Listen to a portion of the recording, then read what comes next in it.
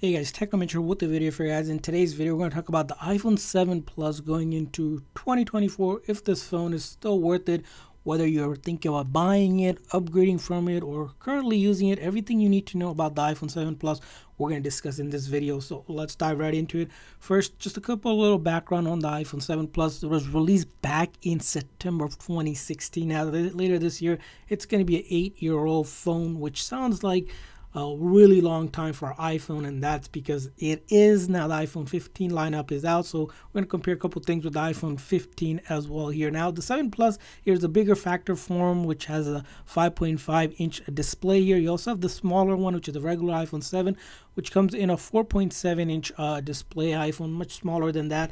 Now the 7 Plus was really interesting because it's one of the Plus edition. Now if you look at the newer iPhone, they also have a 15 Plus. So Apple brought back the Plus size phone along with the Pro Max as well here for a bigger factor form. Here again, as you can see here, I have it aluminum body build iPhone 7 Plus. In the back here, you have this rose gold color. You can also get it in gold, black, and silver as well. Dual 12 megapixel camera on the back here. Again, as you can see here, the speakers down here. The other things to note about is that it has actual physical SIM card, which in the US model, starting with the iPhone 14, there is no longer a physical SIM card. So this is what makes it unique on this phone. Now, the headphone jack was removed starting with the iPhone 7 lineup, so there is no headphone jack here.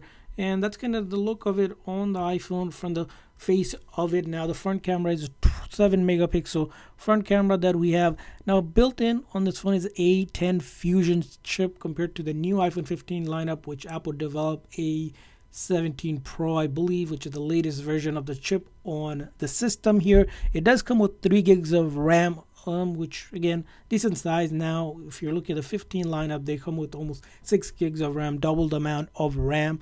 Now other things to consider about this phone's battery life. So if you're looking at the battery life, because it's a bigger bodied iPhone, it does actually have a 2900 mAh battery, which gives you about 14 hours of video playback. But most likely if your battery isn't at 100%, you're probably gonna get 8 to 10 hours of actual usage out of this phone. Now if you were to compare it to the iPhone 15 Plus that's been released now, that gets around 26 hours, which is a massive improvement in battery life. So again, if you have the 7 comparing it with the newest iPhone 15, which is kind of hard to compare, but that's going to be what you're looking at.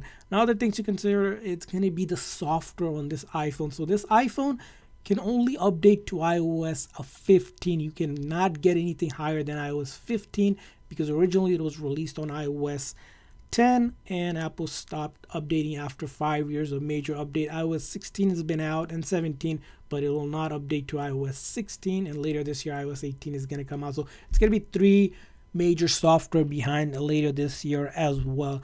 Now for the most part, what matters about that is that, again, as you've seen on iOS 15, still most of the popular apps are functioning on it. About probably 75% of the apps will work without any issues because it's a bigger body phone. A lot of things are pretty unique on this phone. You can do things like streaming, like YouTube videos if you want to use it for that, Netflix or any of your other services. Now Netflix sometimes doesn't seem to work on older devices because it starts to phase out, so you might see that sometime sooner or later they might pull or stop supporting iOS 15, which will be major. Other things like social media apps, and most of the social media apps work without any issues, so you're not going to have any issues when it comes to most of your social media apps here will work without any issues. Now, when it comes to gaming, you're going to be able to do light graphic gaming. Don't expect heavy graphic gaming. If games that have a lot of graphics going on, it just won't be possible on this.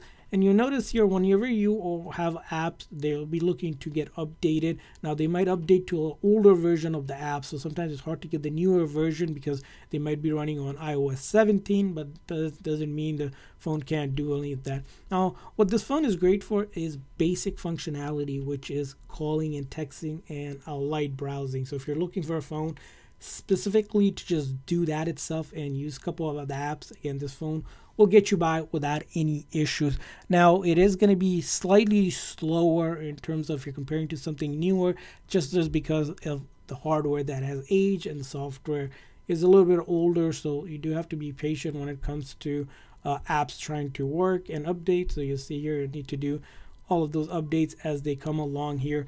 Now, other things to consider about this phone, as I mentioned here, again, decent camera with the 12 megapixel dual camera on the back, so you can take decent photos. But now compared to the iPhone 15 Pro or the Pro Maxes, which has a 48 megapixel main camera, that doesn't seem like a lot, but you can still take pretty much things like time-lapse, slow-mo, video recording, things as well, like up to 4K and portrait mode, square and panel. So a couple options when it comes to doing your photography on this iPhone. So pros of this phone is probably going to be the price you can get it from. Since Apple doesn't sell it any longer, most likely you're getting it pre-owned from sites like Amazon, which you can get it under $70-$80, which I'll leave some link in the description section if you guys want to check that out. Other thing is it has the Touch ID, so if you like a phone with the Touch ID, bigger factor form, you don't want to go to Face ID, that's where this does well. And then the other thing is this is a good backup phone, or for a child or maybe elderly parents, if you don't mind them just having the basic functionality like calling, texting, and using certain apps on it well. Now, if you're looking for a phone that is faster, has the latest update camera, you might consider like an iPhone 12 or later. It would probably be a better option for you than this iPhone 7 going into 2024 if you're thinking of buying a phone like that. So that's kind of our review of the iPhone 7 here. It's end of life, probably not worth getting it, but if you have it as a backup phone, it'll work fine for this year, but do consider upgrading to something newer in order to have the latest software and a little bit faster and modern iPhone. And I hope this review was insightful for you guys. If you guys found this video helpful, if so, please consider that like and subscribe button. Also, share your opinion of the iPhone 7 if you used it, upgraded from it, in the comment section. Want to hear what you guys have to say. Thanks for watching, guys. See you guys next time.